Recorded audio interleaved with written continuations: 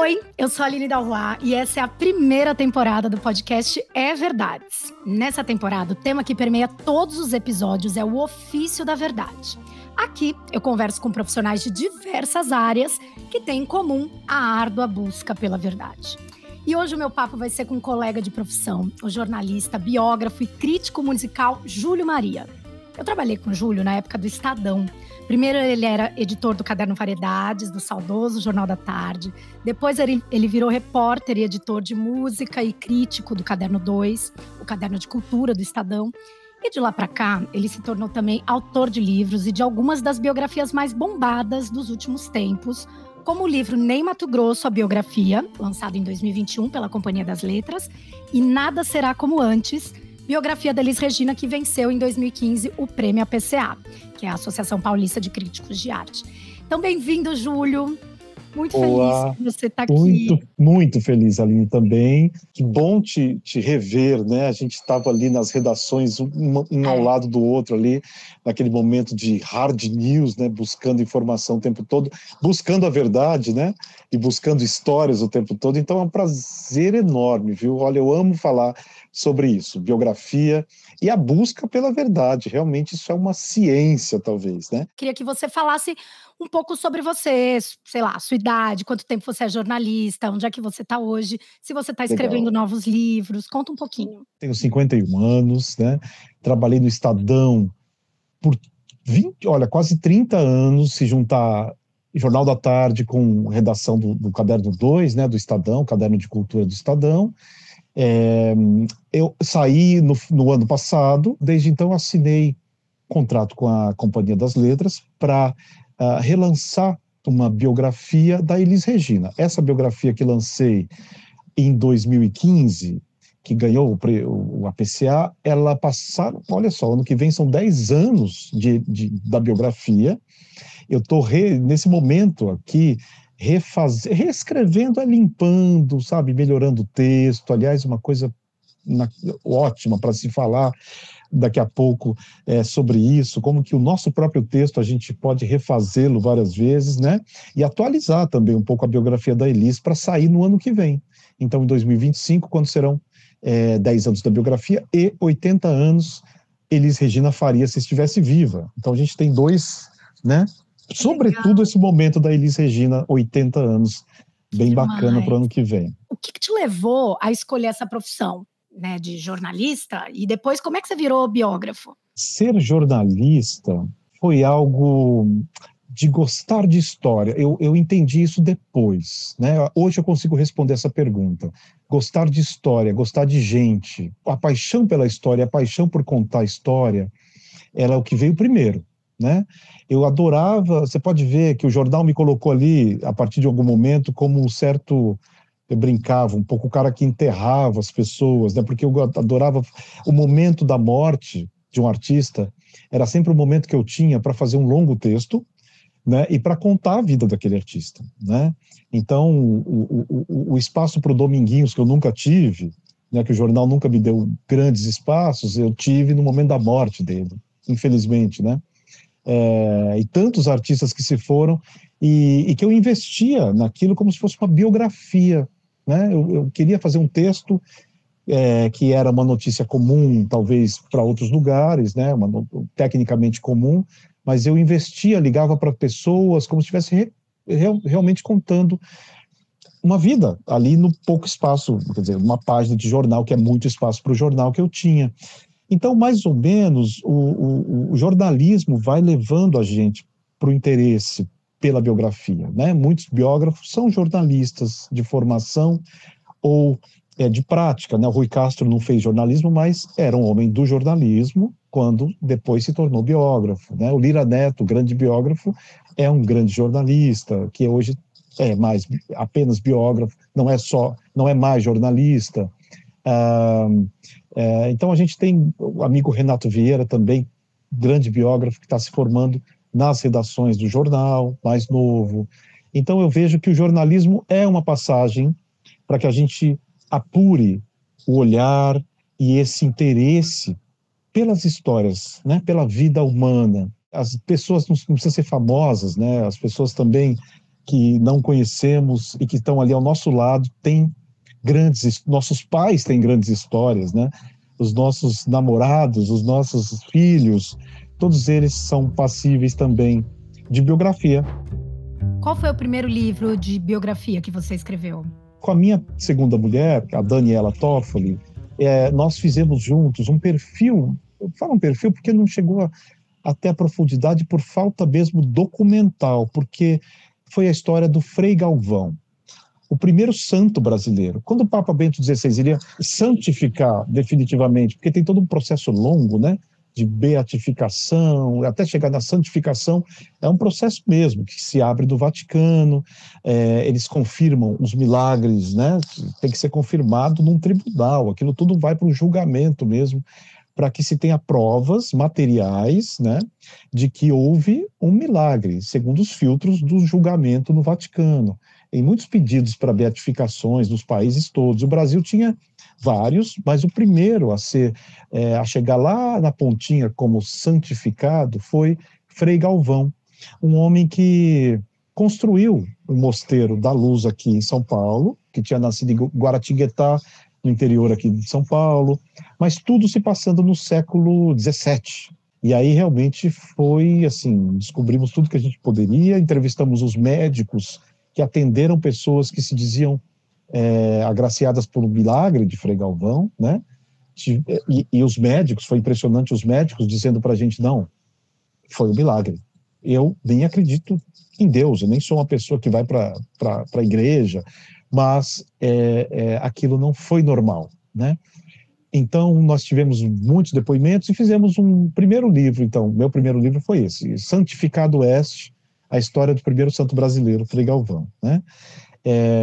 Depois fiz um livro de entrevistas quase que autobiográficas, daquelas que eu publicava numa página inteira toda segunda-feira do Jornal da Tarde. São 50 entrevistas que vão de Mano Brown a Fernando Henrique Cardoso, sabe?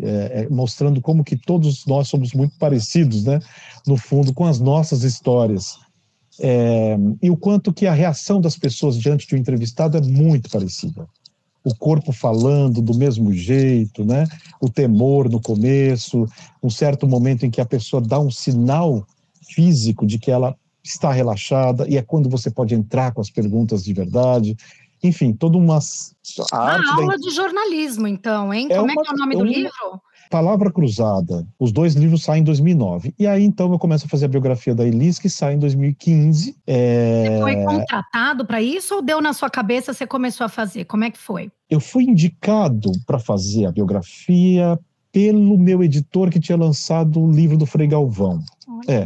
Meu editor trabalhando com a Eliana, apresentadora da TV, agora saiu do SBT na Globo, né? Sim, porque ela era esposa do João Marcelo, né? Exato, ela era esposa do João Marcelo e falou, tá, eu quero fazer um livro sobre a Elis Regina. Ela tinha uma editora bacana, lançando livros de arte, livros caros, né? Mas nunca tinha lançado uma biografia. E o que ela me pediu foi para fazer um livro em homenagem à Elis. É um livro com fotonas bonitas e pessoas falando bem da Elis. Coisa fácil, tão fácil quanto, às vezes, sem graça, né? Porque a gente, né, é um livro fácil e um livro... O que vai acrescentar a história da Elis? Um monte de gente falando bem, quer dizer, falando as coisas que todos nós já sabemos que ela é. Maravilhosa, genial, tudo mais. Grande cantora, a melhor de todas e tudo mais. Na terceira entrevista, eu lembro de ter feito Nelson Motta no Rio, eu fui para o Rio e matei umas 3 entrevistas.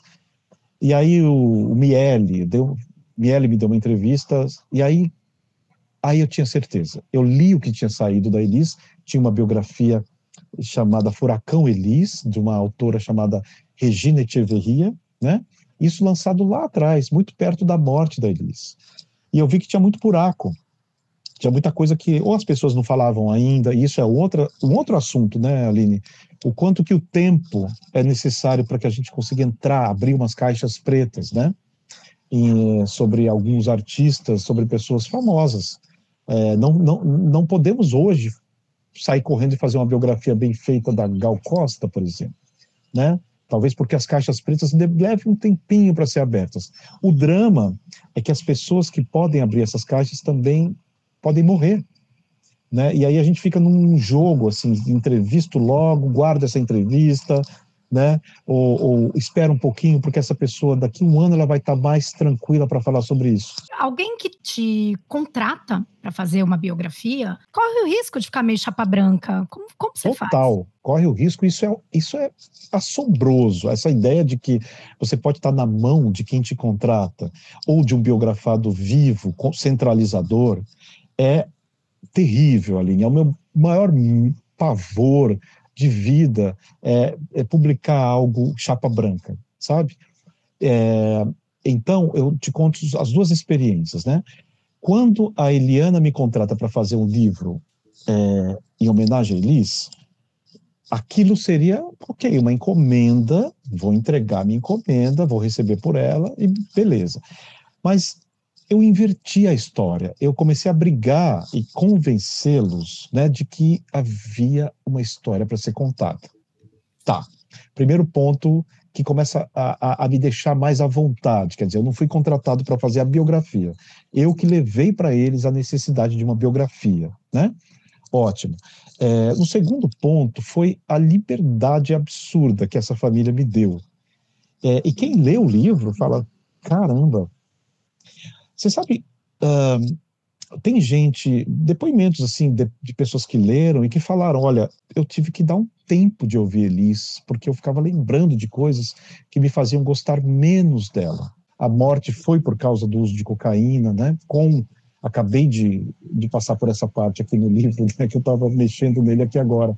A Elis, então, ela ingere cocaína com bebida alcoólica. E essa é assim, um grande trauma, né, do país, né, com relação a o que aconteceu, fala-se disso, não fala-se disso, como eu achei lá, encontrei lá os documentos, o laudo médico, o inquérito policial que foi pedido para ser aberto no momento da morte da Elis, eu fui a fundo e absolutamente tudo que tinha sobre isso, eu coloquei. Achei tão importante quanto contar as vitórias, a gente contar também os dramas e o momento final, né?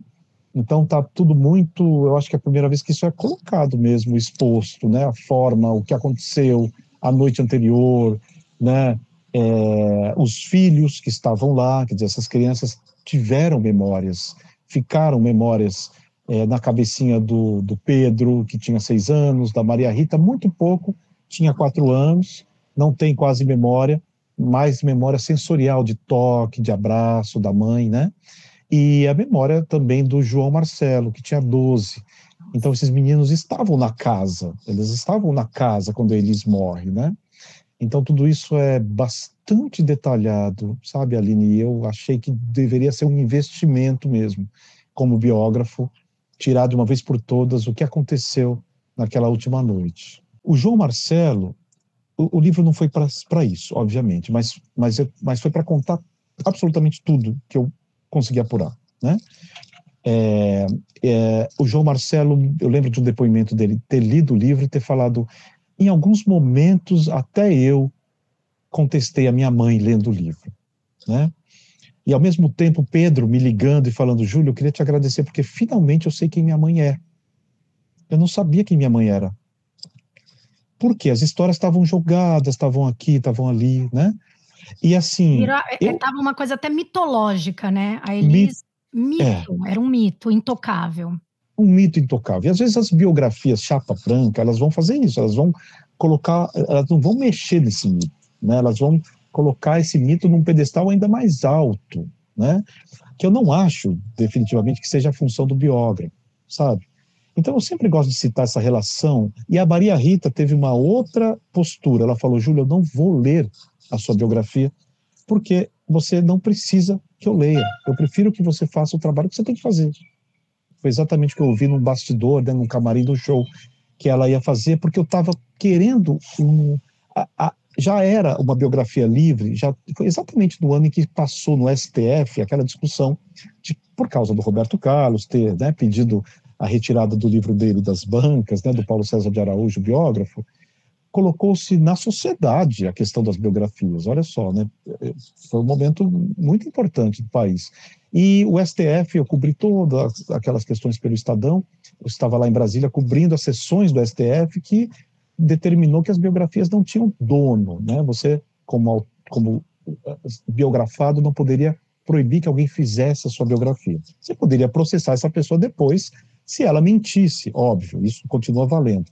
Mas a partir de 2015, você não mais poderia controlar a biografia. Então, eu tive, apesar dessa liberação, a editora pediu que os herdeiros, que os filhos dessem, falassem, estou ciente de que está sendo feita uma biografia, né?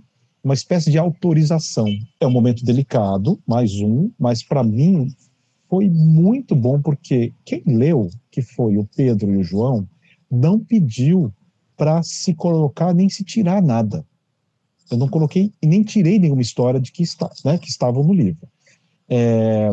Então, assim, eu passei ileso, eu posso dizer isso, Aline, eu passei ileso por uma relação que, sim, como você disse, é muito delicada. Você ou faz o livro para agradar a família, né, ou faz um livro de fã, que eu tenho pavor, né, fãs biógrafos, isso me apavora, ou a pessoa está viva, como você disse, no caso do Ney Matogrosso, e faz um livro para agradar o Ney Matogrosso, para o Ney Matogrosso ficar seu amiguinho, para você virar assessor de empresa do Ney Matogrosso, sabe? Coisas terríveis que acontecem nesse meio e que eu tenho pavor também. Então, eu tive duas sortes, e isso me deixou muito mal acostumado. Lidar com os herdeiros da Elis, completamente democráticos, no entendimento de que a história tem que ser contada, né? Mesmo tendo cocaína, mesmo tendo traição da Elis, mesmo tendo o real motivo por que ela se separou do César Camargo Mariano, mesmo tendo os casos extraconjugais com Fábio Júnior, com Guilherme Arantes, histórias que soltas, você poderia falar, essa mulher não tem caráter, você precisa ler, porque a biografia dá sentido para as coisas. Né? A gente não faz algo porque sai do... Sabe a terapia que a gente vai fazer? A gente começa a entender tudo e não tem culpado, né? Exato. A biografia... Uma coisa e outra, né? Elas não são só do bem ou só do mal, né? Exato. Ou não fazem coisas só geniais e só coisas, né, inescrupulosas. Eu acho que como um ser humano, como todas as histórias, né? Exato. Muito... E como fã, porque eu imagino que você, por gostar de música, por tocar música, por ser um crítico musical, você é fã de vários caras, várias pessoas. Como é que é se deparar com a verdadeira história de uma pessoa que você admira? Vou usar a Elis como exemplo, né? Entender que a Elis foi uma mulher completamente disputada por um monte de homem que só queria se dar bem às custas dela. Eu estou falando de compositores também, tá? Ser gravado por Elis era um troféu. A sua vida mudava. Você enriquecia naquela época, né? Com direitos autorais. Então, quando eu vejo a história de Elis, que é retirada aos 15 anos da infância e colocada para cantar, e a família começa a ganhar dinheiro graças a ela, né? E aí ela vem para São Paulo e todo mundo começa a procurar a Elis e a agradar os filhos da Elis. Isso a gente vai perceber quando ela morre, que ninguém mais quer saber dos meninos, né? Quando eu vejo essa história, eu vou entender por que a Elis se armava, por exemplo, em umas situações. Aqui é meu espaço, eu não vou dividir esse palco com ninguém, né? Se tem alguém cantando melhor do que eu quero ser melhor do que aquela pessoa, né? Você começa a entender as características que a gente pode julgar como inescrupulosas, se a gente só tiver o fato, se a gente só tiver o recorte. Mas a biografia é o que vale para a gente entender o todo. É a grande terapia, né? Freudiana, às vezes, né? Que vai lá atrás e vai entender por que isso está acontecendo. Ler e saber, né? Mais e saber, entre aspas, os podres, né? Dos nossos ídolos, para mim, é mais engrandecedor com relação a esse ídolo do que achar que ele é alguém, achar que ele é um santo, né? Ler histórias que só santifiquem esse nosso ídolo. Eu prefiro realmente saber o que tem por trás, eu acho que eu valorizo ainda mais. E no caso do Ney Matogrosso, porque é um biografado vivo, né? Diferentemente da Elis. Como é que foi? Você batia com ele? Enfim, como é que era isso? foi muito importante logo no começo, sabe? Esse contrato do jogo, né, que vai ser colocado, tem que ser colocado no começo, sabe, Aline? Eu lembro de ter chamado o Ney para um restaurante, assim que eu lancei Elis Regina, e falei, Ney, agora eu queria fazer a sua. E ele falou, eu sei que eu não posso impedir, né, por causa do STF, eu sei que eu não posso impedir, porque se pudesse, será que impediria? Não. Nem Mato Grosso impedido alguma coisa. O homem que foi mais, né, censurado, né, teve que lutar pela liberdade de um monte de coisa. Falaria, Ney, você jamais vai combinar com uma censura vindo da... né, você jamais vai censurar alguma coisa, isso vai ser completamente incompatível com a sua essência, né? E ele falou, não, tudo bem, pode fazer. Eu falei, tá, então você me ajuda no sentido de dar entrevistas, tudo bem? Tá. E eu lembro de uma coisa que eu falei para ele, foi muito importante ter falado isso. Eu disse, Ney, esse não é um livro para você, para te agradar, não é um livro seu, é um livro sobre você, né? Ah, tá, mas cuidado com o que você vai dizer, cuidado com o que você vai fazer, porque tem muita mentira minha por aí, ele falou.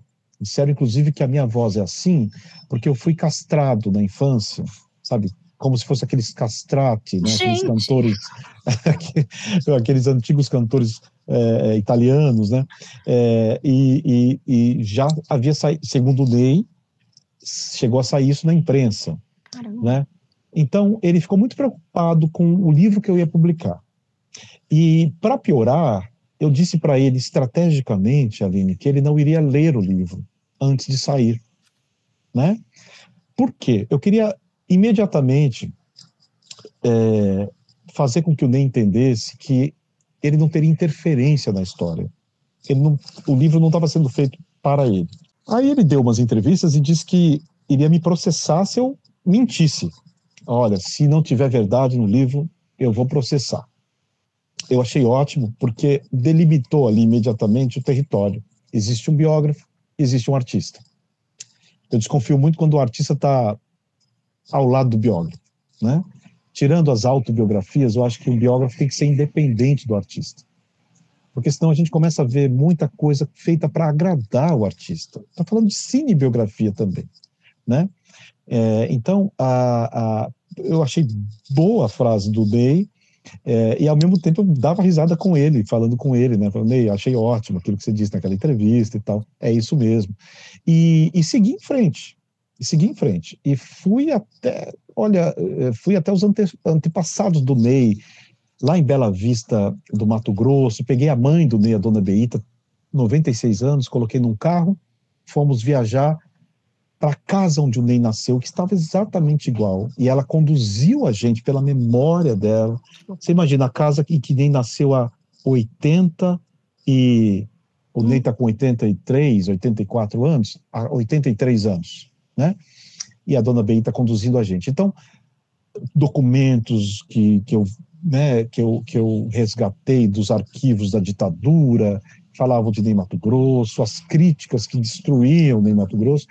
Isso foi uma coisa que fez muito mal para ele, porque ele não tinha lido na época, né? E aí, quando ele leu no livro, ele ficou mudo, ele não falou comigo um tempão ao ler esses momentos do livro. Mas não pediu para tirar. Aí eu conto, né, por que ele leu. Aí chega no final do processo, eu escrevo o livro inteiro, eu falo, Ney, você já entendeu, né? Falou, eu entendi, eu não sei, eu não vou pedir para tirar nada, tá bem. Então eu vou mandar para você ler. Tá bom. Aí o Ney leu antes de eu publicar. Ele leu e fez uma coisa incrível, que talvez só o Ney Matogrosso, dos artistas vivos que temos nessa chamada MPB, só o Ney Matogrosso poderia fazer o que ele fez. Ele pegou uma canetinha e ficou só, com muito cuidado, só olhando, olha, essa frase que eu disse, porque o Ney é muito exato com as frases que ele diz, né? Essa frase que eu disse não foi bem assim, foi assim, tal, pá, anotava, isso aqui não foi exatamente aqui nesse ano, acho que foi mais para frente, anotava, eu ia apurar direito, né? Então ele foi uma espécie de revisor de luxo, né? Mas que com muita dor, né? Porque ele descobriu histórias, o Ney descobriu coisas do pai dele que ele não sabia na biografia. Isso é interessante. Você contar para o biografar da própria história dele, né? Então, a relação com o Ney, mais uma vez, ela é uma exceção. né? Porque eu não imagino tendo essa relação com nenhum outro artista vivo dessa estatura, sabe? Essa liberdade de estar fazendo tudo, de estar tendo ali, né? De não ter ninguém. Porque acontece das pessoas começarem a ligar para suas fontes e falarem, olha, tem um jornalista fazendo uma biografia minha, não fala, sabe? Então ele fecha, ele não proíbe a biografia, porque ele não pode, mas ele pode trancar os canais, né? As fontes de informação sobre o passado dele. Isso vai prejudicar muito a biografia. O Ney não fez nada disso, sabe? Não fez nada disso. Então eu digo que fiquei muito mal acostumado, porque fiz de um vivo que não atrapalhou, né? Ao contrário da máxima do Rui Castro, de que os vivos atrapalham biografias. Sim. É verdade, né? Mas o Ney talvez seja o único vivo que não. Ele viveu a vida dele, eu vivi a minha, e a biografia foi publicada exatamente como foi escrita. Qual foi o feedback dele para você depois? Foi o melhor feedback que eu acho que a gente pode ter depois de uma matéria, depois de uma biografia. Eu vi no Fantástico, por exemplo, quando o Fantástico fez a matéria da biografia, ele foi e falou, a verdade está nesse livro. Eu sempre achei, Aline, depois de fazer uma matéria, se as nossas fontes ligassem para a gente no dia que sai a matéria, agradecendo e emocionadas, alguma coisa a gente errou. Também sempre achei que se a fonte ligasse xingando você, porque você escreveu coisas horríveis, também alguma coisa aconteceu. Eu acho que o melhor termômetro, depois de uma matéria e depois de uma biografia, é o silêncio, né? Quer dizer, quando o cara não liga, é porque você acertou, né? Ele ficou um pouco incomodado, mas nada ali está errado, né? Ou seja, ele não vai ligar para te agradecer porque ele ficou um pouco incomodado, porque você contou alguma verdade que era verdade, né? E logo ele não vai também te agradecer e também não vai te xingar, não vai te contestar. Eu acho que isso é um pouco do resultado também da biografia do Ney. Você já caiu em fake news? Na sua apuração, você já foi... Porque, né, quando a gente está entrevistando fontes, e principalmente numa biografia ou numa história de gente importante, vai ter gente ali, talvez inventando alguma coisa e tal, e não tem documento para contar, é só o que a pessoa está contando. Como você faz essa depuração do que é verdade? Por exemplo, quando a pessoa já morreu, esse personagem aí que você falou, que é o cara que estava no momento chave, que brigou por um disco ser daquele jeito, que se não fosse ele, o artista não teria vindo do Rio Grande do Sul, no caso da Elis, para Rio de Janeiro, porque ele que trouxe, que descobriu. Como esse mundo é pequeno, né? Esses personagens são poucos, né? Concentrados no Rio, porque estavam em gravadoras, os que estão ainda vivos, né? Eram compositores, né? Como esse mundo é pequeno, a gente já começa a saber quem é o mitômano ali, sabe? E tem pessoas que são muito corretas. Essas pessoas são as fontes confiáveis da oralidade, né? Realmente, essa oralidade não vai ter como ser confirmada com documentos. Mas a gente entende no meio já quem é o perigoso, sabe? Quem sempre está se colocando como o pai de tudo, como se sem ele a história não tivesse acontecido. E quanto mais a pessoa fica velha, parece mais necessidade ela tem, sabe? De se colocar como uma peça fundamental na história, porque senão ela vai acabar sendo esquecida. Então tem aí, obviamente, não vou citar os nomes, claro, né, Aline? Mas temos personagens, né, com os quais já nós, biógrafos, tomamos mais cuidado, né? Ele vai te entregar sempre uma bela história.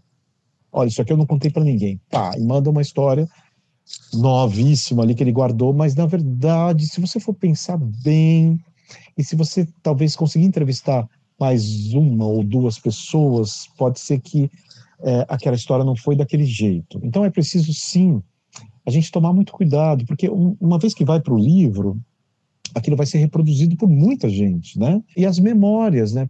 Pessoas que têm memórias construídas e não memórias reais. O tempo ele pode ser um aliado, mas ele também é um pouco capcioso, né? Porque a pessoa pode a memória pode dar uma falhada, a pessoa dá uma floreada. Como é que você depura isso? Eu sempre, quando sou chamado para falar assim para os estudantes, né, a gente faz uma brincadeira que é assim, o seu amigo ao lado, olha para ele, me conte você, como é que você o conheceu? Aí você leva essa pessoa para uma sala e ela vai te contar. Aí você depois pega esse amigo e peça para ele contar a mesma coisa. Vai ser uma outra história, né? Então eu diria, olha, Aline, que talvez tenha uma porcentagem de criação das memórias das pessoas, em todas as pessoas, sabe? As nossas memórias, elas trazem, e não é mentira, sabe? E não tem uma intenção maldosa por trás dessa criação. Simplesmente foi algo que ou aconteceu com uma outra pessoa e ela transpôs para ela, ou uma projeção de algo que ela queria muito que tivesse acontecido e ela acabou, né, assumindo aquela projeção como verdade. Tem tantos meandros assim que eu diria para você que ficaria impossível da gente depurar e só extrair a verdade mais pura, sabe? Eu diria para você que toda biografia deve ter aí uma porcentagem de memória criada, né? Eu, como biógrafo, não deveria talvez dizer isso, mas eu digo para você, porque além da memória que pode ser criada, né, e transmitida para a história formal, quer dizer, quando uma pessoa, pela oralidade, te conta algo e você escreve no livro, você está né, transformando aquela memória, entre aspas, criada, em história oficial, né? Sim. Entre esse filtro que é, primeiro filtro, a sua fonte. A fonte é o filtro entre você e a história que aconteceu lá atrás, né? Você precisa do mediador, você precisa de alguém que conte essa história. Sim. É essa fonte, né? E tem também você. Tem também o biógrafo, né? Tem as escolhas do biógrafo. Não é que ele vai interferir na história, mas tem o filtro de vida desse biógrafo, sabe? Então, quando contamos histórias, também estamos elegendo uma história que pode ser melhor do que a outra, uma história que vai entrar, outra que não vai entrar. Então, olha só quantos filtros que vão distanciando, talvez, um pouco nós da verdade absoluta. Por isso dizem que ela não existe. E como biógrafo, sim, nós não devemos nos colocar, o ideal é que uma linha mais clássica do biografismo brasileiro defende isso, né? Que o autor, o escritor tem que desaparecer na biografia. Mas ele nunca desaparece, porque nós temos nossas escolhas, né? O livro do Ney Matogrosso abre com uma briga do Ney com o pai, do Ney com o pai dele. Né? O Ney lá com 16 anos dá um chute no peito do pai, porque o pai vai atacá-lo dentro de um banheiro. O Ney e o pai não tinham relações boas. E o Ney, então, pega as coisas dele e sai de casa. Você não precisa me mandar embora, eu já estou saindo. E pega e sai, e nunca mais volta. Aí começa a história de Ney Matogrosso. E por que eu abri esse livro? Isso me chocou tanto, porque meu filho estava querendo sair de casa, ele tinha a mesma idade do Ney, sabe? Então ele falava, eu vou sair de casa, e pegava as coisas dele para sair de casa. E eu imaginava, será que meu filho pode sair de casa? Vai acontecer com o Ney Matogrosso, deu certo, talvez dê com meu filho também, né? Mas foi uma escolha absolutamente pessoal, então. Muito pessoal. Começar o livro dessa forma. Exato, né? Somos humanos, temos nossos filtros e temos que deixá-los falar também, sabe? E por isso que umas biografias talvez sejam mais interessantes do que outras, né? O quanto de vida você tem aí dentro, que você viveu. Quer dizer, você vai apagar tudo isso no momento em que você exercer o seu trabalho? Ninguém faz isso. O biógrafo também não. Agora, isso não vai mudar a história, né? Quer dizer, o filtro do biógrafo ele só vai eleger, né, o que vai sensibilizar mais ele para ele abrir um livro, para ele fechar um livro, né? O quanto ele vai conseguir entender do seu biografado naquele momento de tristeza, de dor que talvez você já tenha passado alguma vez, né? Por exemplo, o Ney fala muito mal do pai. Eu sempre ouvi o Ney falando mal do pai, não, porque ele era assim, era assado, era assim. Ney, você fala mal do seu pai, eu como pai, o Ney não é pai. Aí eu falei, Ney, mas perceba uma coisa, o seu pai vai te visitar. Ele sai do Mato Grosso e vai até o exército para falar com o seu superior. O Ney serviu o exército, é engraçado, isso está no livro. Sim. Aí você vai, o seu pai deixa a casa dele no interior do Mato Grosso, vai falar com o seu superior, um sargento lá no Rio de Janeiro, só para saber como você tá, né? Tá. E nem olha, ele nem vê o Ney, mas ele quer saber como está o filho dele, né? O seu pai vem para São Paulo quando você está morando com um pessoal, um grupo de teatro, e se assusta, porque o Ney conta muito essa história. O pai dele entra na casa e tem lá uns 6, 7 pessoas morando juntas, uma dormindo em cima da outra, enfim, uma cena maravilhosa.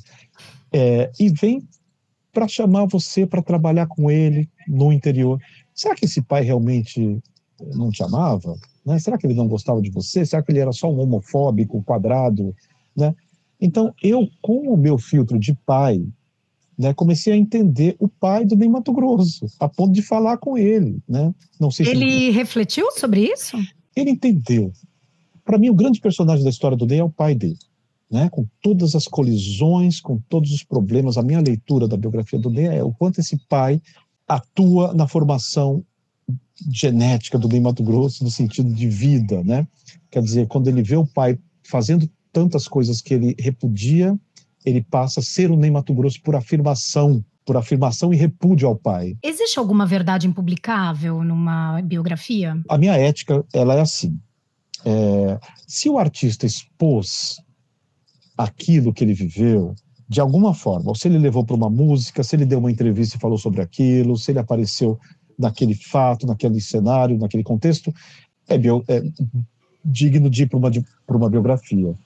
O que ele escondeu, muito bem escondido, aí realmente ele conseguiu ponto para ele, os biógrafos não conseguiram encontrar nada que pudesse confirmar aquilo, ótimo, ele levou com ele. Se me pedem para tirar uma informação, porque vão ter muito problema com aquilo, eu vou avaliar.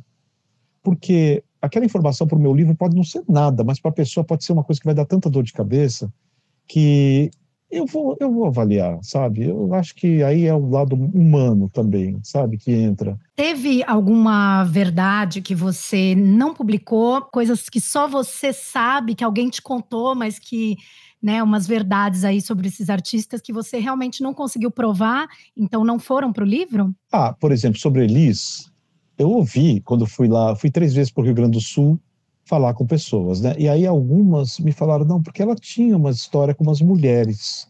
Ela tinha história com umas mulheres, ela tinha caso, ela tinha relacionamento com algumas mulheres. Eu falei, mulheres? Tá, eu adoraria, né, contar histórias de Elis relacionando-se com outras mulheres. Tá, quais são essas mulheres? Né? Nunca apareceu, não vi. E eu acho que o tempo, o filtro que eu te falo, o tempo que ajuda o biógrafo, já passou com relação a isso. Eu tenho certeza que mulheres que tivessem se relacionado com Elis, já hoje iriam se manifestar. Né? Essa história você não esconde, sabe? Por muito tempo. Ou seja, pronto, não é uma história que eu vou colocar no livro, porque não existe confirmação, não existe sequer fonte para falar sobre isso. Eu não me lembro, assim, sobre o Ney Matogrosso. Ele, obviamente, teve histórias com muita gente. Ele me falou, se eu te contar tudo, todas as pessoas com as quais eu fui para a cama... Vai precisar de muito mais livros. Vai precisar de muito mais livros. Né? Exato, né? Agora, não era a minha intenção... e também não era a minha intenção, Aline, eu também entendo assim, quando você já traçou o perfil psicológico daquela pessoa com determinados casos, você não precisa de tudo, sabe? Vão ficar perseguindo cada história fofoca, com cada... Né? Vira uma coisa de fofoca. Aí vira, exato. E fofoca, né? Qual que... É isso, exato, né? Você já traçou aquilo, cara. Eu já contei as histórias ali que a Elis teve extraconjugais e as pessoas já entenderam no livro por que ela estava tendo aquilo, a insegurança dela enquanto casada com o César Camargo, né? Que era uma crise dos 30 anos que bateu e ele sendo paquerado pelas menininhas, né? Então, nesse momento, ela vai querer se afirmar de alguma maneira. Mas eu não preciso ficar desfilando, né, todas as histórias extraconjugais. Veio gente falar para mim que teve caso com a Elis. Eu falei, tá, beleza. Todo mundo também quer falar que teve um caso com a Elis, né? Então, tem um limite do bom senso, sabe? Eu acho que tem isso também. O biógrafo, mais uma vez, o filtro do biógrafo vai atuar, né, quando ele precisa do bom senso, né? E esse teu filtro, alguma vez alguém já te procurou pedindo uma biografia ou, né, cotando aí uma biografia com você e você se negou a fazer por alguma razão do tipo assim, não, a sua biografia eu não vou com a sua cara, eu não vou fazer. Já rolou isso, Júlio? Rolou, Aline. Eu lembro que a Paris... Não, rolou assim, no sentido... no contexto seguinte, a Paris Filmes ia fazer o filme da Gal, esse filme que agora saiu. E eu lembro que lá atrás eles me chamaram para uma reunião porque eles queriam um livro sobre a Gal, né? Por quê? Eles queriam que o livro saísse, que o livro mais ou menos acho que ia servir como uma espécie de roteiro para o filme, e ia bombar também o filme, ajudar ali a esquentar o nome da Gal. A Gal estava viva, e eu estava então sendo contratado para fazer um livro sobre a Gal Costa por uma produtora de cinema, né? Tipo, tudo um pouco estranho, né? E assim, tá, se tiver que contar a história da Gal, a primeira coisa que eu coloquei na reunião foi que eu queria liberdade total, absoluta, né? E eu sabia que tinha muita história da Gal, muita história que agora tá aparecendo, e a gente já sabia do meio que aquilo já acontecia, né? E eu queria contar tudo. Não, porque o filme não contou, né? O filme queria... O que eu te falo, né? Isso, realmente, os meus pavores são isso, fazer coisa para agradar o artista, porque vem de uma família que, né, que é conhecida, pode ser conhecido do diretor, do roteirista, não sei o quê, e a Gal Costa, não queremos briga com ninguém. Então, assim, isso para mim não funciona. Ou eu tenho liberdade para contar o que a pessoa viveu e deixou como vida, ou não funciona comigo. E aí eu saí dessa reunião e eu não perguntei o preço. Eu lembro de ter mandado um e-mail depois para a diretora, eu acho que seria a Dandara, né? E para as pessoas envolvidas ali da Paris Filmes e tal, e dizendo para eles, olha, agradeço, mas não vou conseguir fazer, infelizmente, né? Não. Avisei muito rápido, avisei no dia seguinte, e não perguntei valores também. E aí eu sei que o projeto acabou virando uma outra coisa, um livro, acho que um livro de fotos da Gal, que foi lançado há um tempo, uns 2 anos, e virou, e o livro de fotos, então, virou um produto, e o filme da Gal, que estreou recentemente, acho que ano passado. Uhum. Então, esse foi um caso para mim que ficou.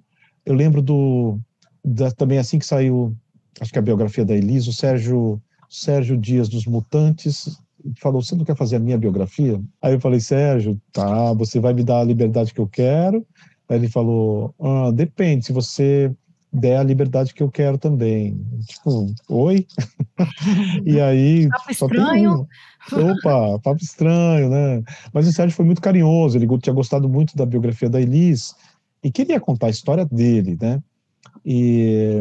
Mas é realmente muito perigoso esse terreno, sabe? Ser convidado, ser contratado, né? Ser um pedido, sabe? Para você fazer a biografia de alguém, desconfiem, sabe? De biografias feitas sob encomenda, isso é muito delicado, né? Não que sejam completamente erradas, não que sejam completamente suspeitas, mas eu diria que ali vai ter muita história que não veio à tona. E agora tem um quadro para finalizar aqui nossa conversa que chama Verdade na Sua Cara. Júlio, conta pra gente uma verdade que ninguém aceita. Tem uma verdade que as pessoas não aceitam dentro desse universo da música, Aline, que está ligada ao destino. Elas nunca aceitam que elas tiveram, na verdade, muita sorte. Existe um sacrifício enorme para que as coisas dessem certo. Existiu uma entrega absurda, existe um dom maravilhoso, isso tudo existe também. Mas existe um componente sorte também para que tudo desse certo. E a sorte, ela é praticamente como se estivesse ali diminuindo, reduzindo as outras qualidades, né? Ela acaba sendo desprezada e quase tem um problema de entendimento, de aceitação de que esse componente existiu na vida dessas pessoas, né? Tem vários momentos da vida do Ney Matogrosso em que você fala, rapaz, como é que pode acontecer tudo isso com você? Né? Naquele momento, naquele instante, pode chamar essa sorte de outras coisas, sim, mas ou na vida da própria Elis Regina, né? E de outros artistas mesmo, que acabam colocando mais peso no fator do suor que eles deram. E muitos É engraçado isso. As histórias, muitos artistas são levados por situações que nem são frutos de um esforço exatamente naquele sentido, né? Eles estavam se esforçando para outras coisas. O Ney Matogrosso queria ser ator de teatro, ele nunca quis ser cantor, sabe? A vida do Ney Matogrosso é absurda, porque ela acontece à revelia do seu próprio esforço. Imagina um cara se esforçando para ser ator de teatro e a vida levando ele para ser cantor o tempo todo, né? Então eu vejo a própria Elis, né? Ela teve muito esforço, trabalhou muito, sim, mas ela teve tanta coisa linda que aconteceu desde aquele momento em que ela sobe de uma rádio com 15 anos de idade lá em Porto Alegre, porque a mãe resolve levá-la. Já é um momento assim de revelação, completamente a revelia de um esforço pessoal. Eu diria que a aceitação da sorte como um componente decisivo, um dos componentes fundamentais da vida dos artistas. E esse foi o meu papo com o jornalista, biógrafo e crítico musical Júlio Maria.